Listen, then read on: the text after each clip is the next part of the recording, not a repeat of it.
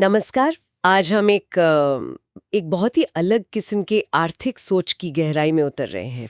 एक ऐसी सोच जो शायद हमारे भविष्य को देखने का मतलब पूरा नजरिया ही बदल दे। जी। एक ऐसी अर्थव्यवस्था जो सिर्फ मुनाफे के पीछे नहीं भागती, बल्कि इंसान, समाज और यहाँ तक कि पूरी प्रकृति के कल्याण को अपना लक्ष्य मानती है। बिल्कुल, बिल्कुल। एक ऐसी दृष्टि जो आज की जो उलझनें हैं ना, जैसे बढ़ती असमानता है या पर्यावरण का संकट है, उनसे आगे बढ़कर एक ज़्यादा संतुलित और टिकाऊ रास्ते की तरफ इशारा करती है। हाँ, ये वाकई एक भविष्योन्मुखी, एक आशावादी सोच है।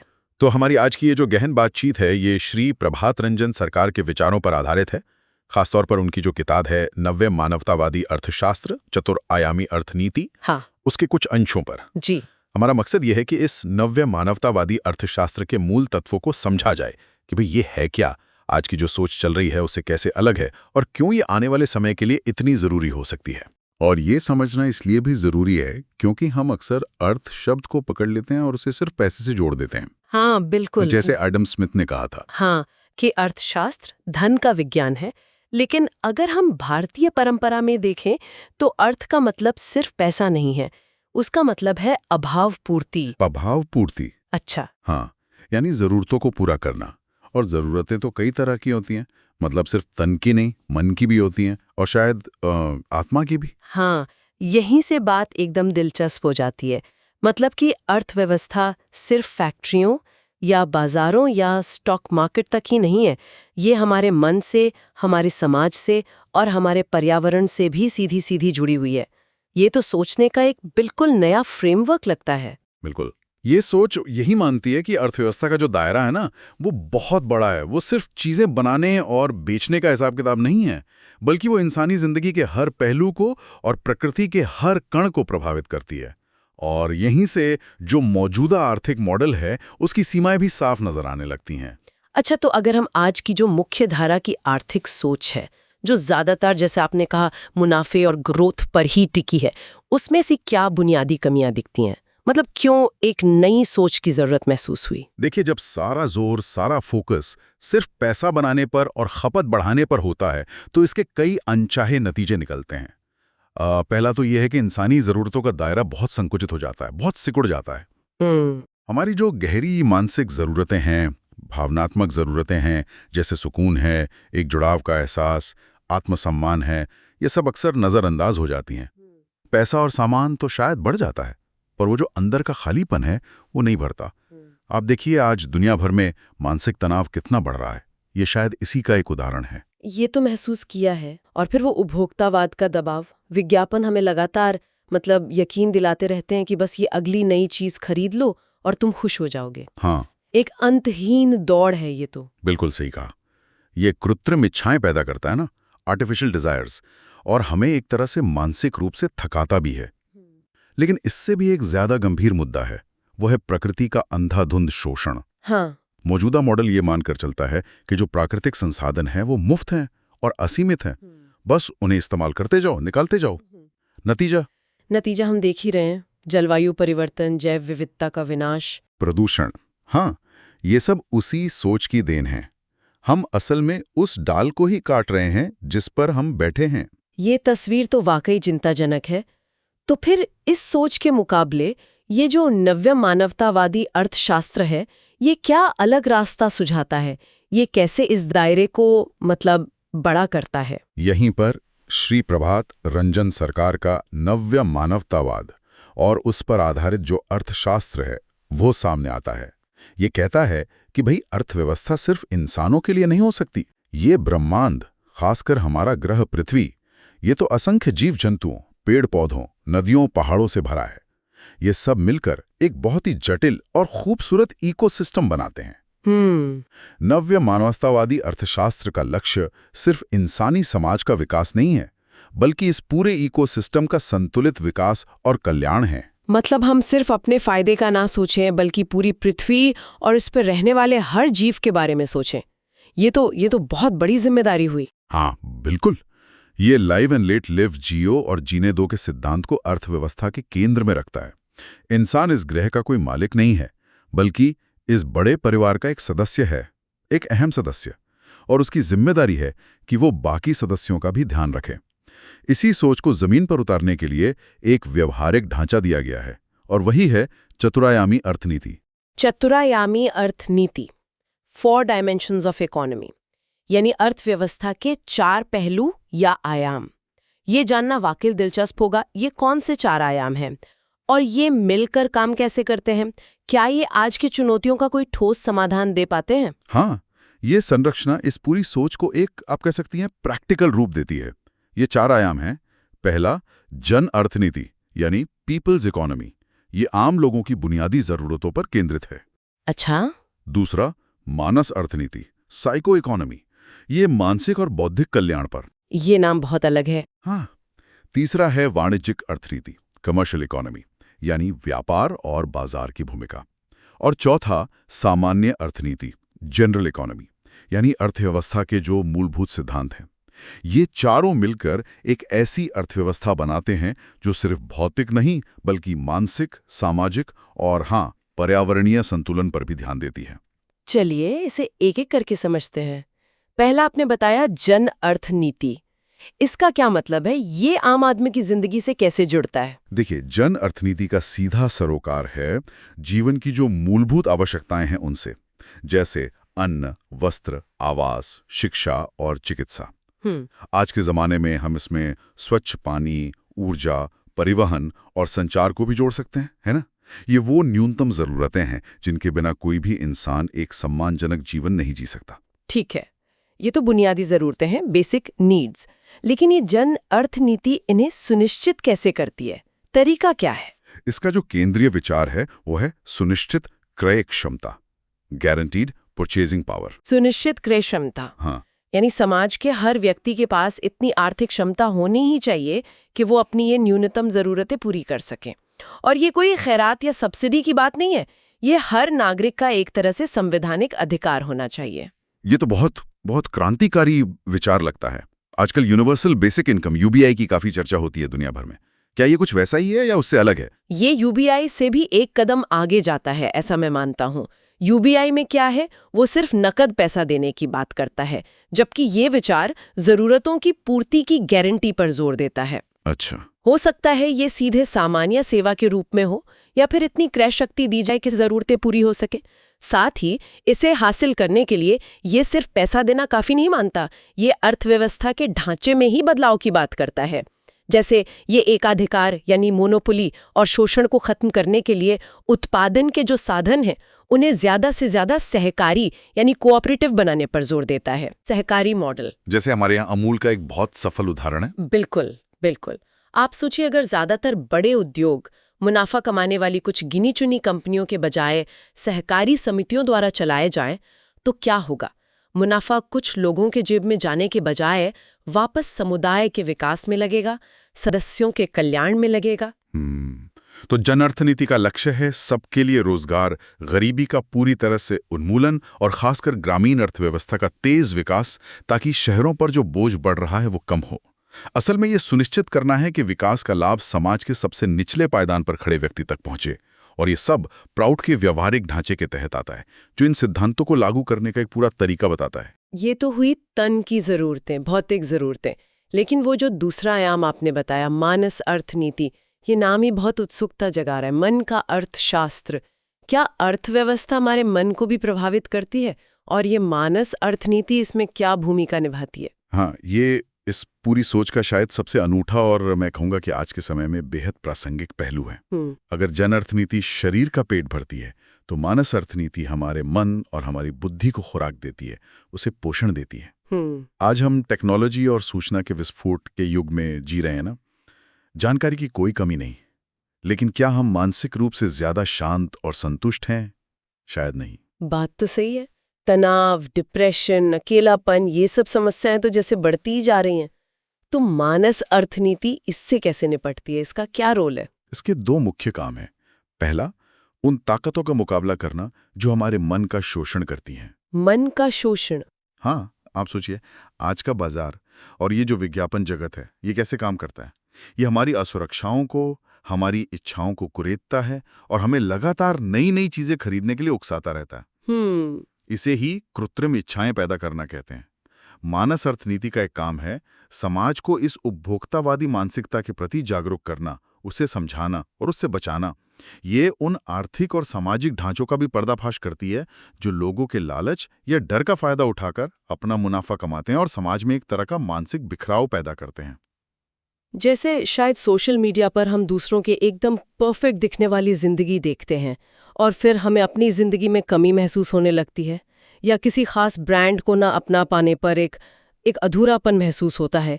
ये सब शायद इसी का हिस्सा है। बिल्कुल, ये सब उदाहरण हैं। और मानस अर्थनीति का दूसरा और शायद ज्यादा सकारात्मक काम है, वो है मानसिक और बौद्धिक क्षमता का विकास करना। ये समाज को नए प्रगतिशील विचार देना चाहती है, रचनात्मकता यानी क्रिएटिविटी को बढ़ावा देना चाहती है, कला, साहित्य, विज्ञान, दर्शन और यहाँ तक कि अध्यात्म में भी रुचि जगाना चाहती है। ये भविष्य के लिए कितना जरूरी लगता है, खासकर अब जब हम आर्टिफिशियल इंटेलिजेंस या ऑटोमेशन के दौर में जा रहे हैं। ये कहा जा रहा है कि भविष्य में बहुत से रूटीन काम मशीनें करेंगी और लोगों के पास शायद ज्यादा खाली समय होगा। एकदम सही मुद्दा उठाया आपने। उस खाली समय का क्या होगा? क्या लोग सिर्फ स्क्रीन के सामने बैठकर चीजें खरीदते रहेंगे या वीडियो देखते रहेंगे? हाँ, ये बड़ा सवाल है। मानस अर्थनीति कहती है कि नहीं, उस समय का उपयोग इंसान को अपनी आंतरिक क्षमताओं को विकसित करने में करना चाहिए। नई स्किल सीखना, समाज सेवा करना, कला या संगीत में रमना या जीवन के गहरे सवालों पर विचार करना। यह इंसान को सिर्फ एक उपभोक्ता यानी कंज्यूमर से ऊपर उठाकर एक सृजनशील और जागरूक नागरिक बनाने का प्रयास है। अब सोचिए, अगर हमारी अर्थव्यवस्था हमारे मानसिक स्वास्थ्य और हमारी रचनात्मकता को भी उतना ही महत्व दे जितना वो पैसे को देती है, तो समाज कितना बदल सकता है। ये तो वाकई एक नई दिशा है। अच्छा, तो बुनियादी जरूरतें जन अर्थनीति और मानसिक पोषण मानस अर्थनीति तो समझ आया, लेकिन फिर वो व्यापार, उद्योग, मुनाफा, इनका क्या होगा? क्या नव्य मानवतावादी अर्थशास्त्र इन सब को खत्म कर देना चाहता है? यहीं पर शायद वो तीसरा आयाम वाणिज्यिक अर्थनीति आता है। हाँ, आपका सवाल बिल्कुल वाजिब है, क्योंकि अक्सर ऐसी प्रगतिशील सोच को लोग एंटी बिजनेस या व्यापार विरोधी मान लेते हैं, लेकिन ऐसा है नहीं। वाणिज्यिक अर्थशास्त्र का भी अपना महत्वपूर्ण स्थान है इस मॉडल में। इसका संबंध उत्पादन, व्यापार, बाजार, लाभ हानि की जो सामान्य प्रक्रियाएं होती हैं उनसे है। ये सब चलते रहेंगे, लेकिन एक बहुत बड़ा लेकिन है इसमें। अच्छा, वो क्या है? बुनियादी फर्क कहाँ पर आता है? फर्क है प्राथमिकता में और उद्देश्य में। आज की जो पूंजीवादी व्यवस्था है उसमें वाणिज्यिक अर्थनीति यानी मुनाफा कमाना ही मुख्य लक्ष्य है, वही सबसे ऊपर है। बाकी सब, चाहे वो लोगों की ज़रूरतें हों, पर्यावरण हो, मानसिक शांति हो, वो अक्सर इसके लिए कुर्बान कर दिए जाते हैं। नव्य मानवतावादी सोच में वाणिज्यिक अर्थनीति का काम सहायक है, सपोर्टिंग रोल है। इसका उद्देश्य है जन अर्थनीति और मानस अर्थनीति को सहयोग देना, उनको सपोर्ट करना, ना कि उन पर हावी हो जाना। इसे थोड़ा और समझाएंगे, मतलब व्यवहार में ये कैसे दिखेगा प्रैक्टिकली? व्यवहार में, जैसा हमने जन अर्थनीति में भी बात की, ज़्यादातर जो बड़े उद्योग होंगे वो सहकारी यानी कोऑपरेटिव मॉडल पर या फिर सामाजिक स्वामित्व, सोशल ओनरशिप में होंगे।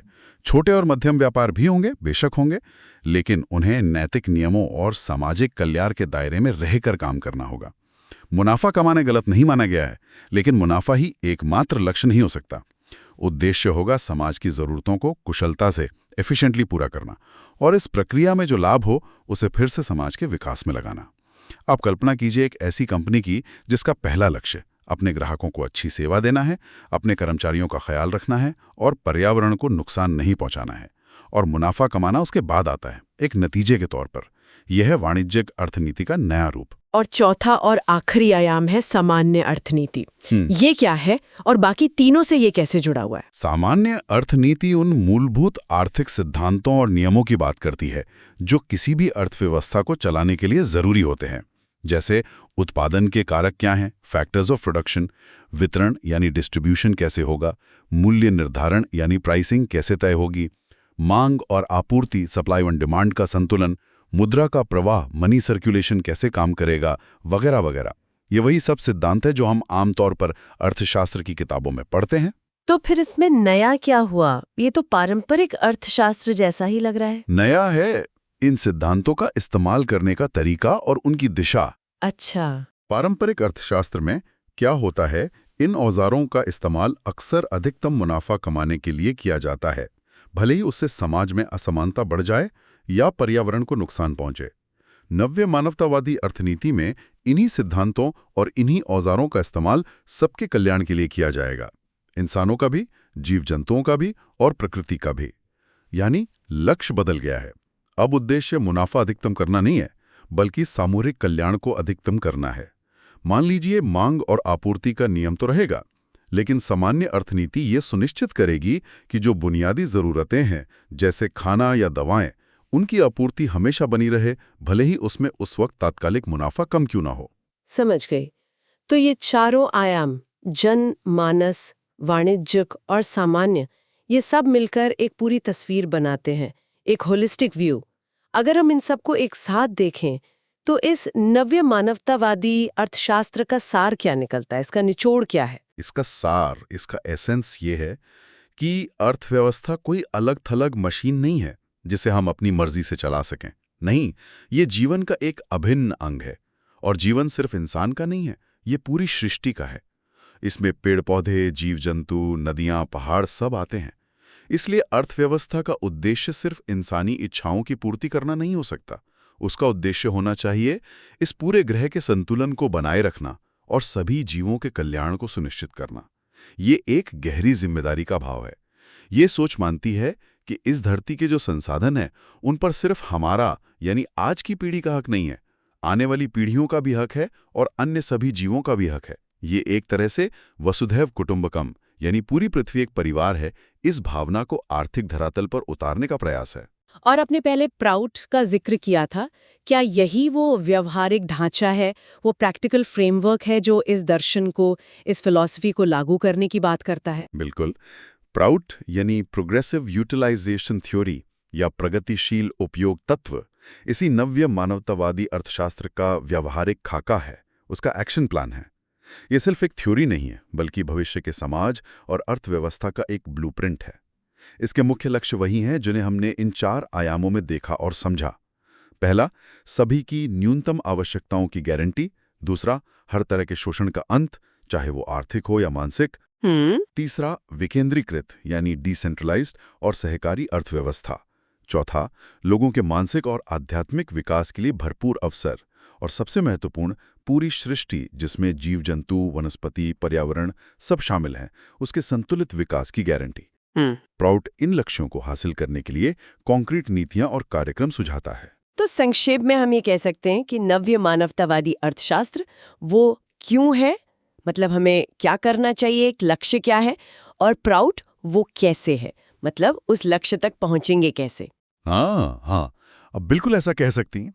नव्य मानवतावादी अर्थशास्त्र वो दर्शन है, वो दिशा है जो हमें बताती है कि अर्थव्यवस्था का असली मकसद क्या होना चाहिए, यानी समस्त सृष्टि का संतुलित और सामूहिक कल्याण। और प्राउड वो व्यावहारिक मार्ग है, वो प्रैक्टिकल पाथ है जो दिखाता है कि इस ऊंचे लक्ष्य तक कैसे पहुंचा जा सकता है। ये भविष्य के लिए एक बहुत ही सकारात्मक, आशावादी और सबसे जरूरी एक टिकाऊ यानी सस्टेनेबल रास्ता दिखाता है। तो आज की इस पूरी बातचीत से ये तो एकदम साफ है कि मौजूदा आर्थिक मॉडल जो सिर्फ पैसे और मुनाफे पर टिका हुआ है, वो कई गंभीर संकट पैदा कर रहा है, चाहे वो बढ़ती हुई असमानता हो या मानसिक तनाव हो या फिर पर्यावरण का विनाश जो हम अपने चारों तरफ देख रहे हैं। हाँ, ये तो है। और हमने श्री प्रभात रंजन सरकार के नव्य मानवतावादी अर्थशास्त्र और प्राउड के जरिए एक ऐसे विकल्प को समझा जो कहीं ज्यादा समग्र है, बैलेंस्ड है और भविष्य की ओर देखने वाला है। ये सिर्फ समस्याओं को गिनाकर रुक नहीं जाता, बल्कि एक ठोस, सकारात्मक समाधान भी प्रस्तुत करता है। ये आर्थिक विकास को इंसानी मूल्यों और प्रकृति के सम्मान के साथ जोड़ने का एक व्यावहारिक रास्ता दिखाता है। ये वाकई एक ऐसी सोच है जो हमें आज की बड़ी चुनौतियों का सामना करने के लिए, जैसे ऑटोमेशन है, जलवायु परिवर्तन है, सामाजिक बिखराव है, इन सब के लिए एक नई दृष्टि दे सकती है। एक ऐसे भविष्य की कल्पना जहां तरक्की का मतलब सिर्फ ज्यादा सामान इकट्ठा करना नहीं, बल्कि एक बेहतर जिंदगी हो सबके लिए। बिल्कुल, ये हमें याद दिलाता है कि अर्थव्यवस्था को अंततः इंसान और प्रकृति की सेवा करनी चाहिए, न कि इंसान और प्रकृति अर्थव्यवस्था के गुलाम बनकर रह जाएं। और जाते जाते सभी सुनने वालों के लिए एक सवाल हम छोड़ जाते हैं। जरा सोचिए, अगर हमारी अर्थव्यवस्था वाकई सबकी न्यूनतम जरूरतों की गारंटी दे और साथ ही मानस अर्थनीति के जरिए हमारे मानसिक और आत्मिक विकास पर भी ध्यान दे, तो आज से 20-30 साल बाद हमारा समाज कैसा दिख सकता है, हमारी अपनी जिंदगी कैसी हो सकती है। शायद इस दिशा में सोचना ही बदलाव की पहली सीढ़ी हो। इस गहरी और उम्मीद जगाने वाली चर्चा के लिए आपका बहुत बहुत धन्यवाद। उम्मीद है इस नई आर्थिक सोच ने हमारे सुनने वालों को सोचने के लिए कुछ नया दिया होगा। मुझे भी इस चर्चा में शामिल होकर बहुत अच्छा लगा। धन्यवाद। और हाँ, अगर आपको ऐसी भविष्य की राह दिखाने वाली समाधान केंद्रित चर्चाएं पसंद हैं, तो हमारे चैनल सदवी प्लस मूवमेंट को सब्सक्राइब करना ना भूलें, ताकि हमारे नए वीडियो आप तक पहुंचते रहें। धन्यवाद।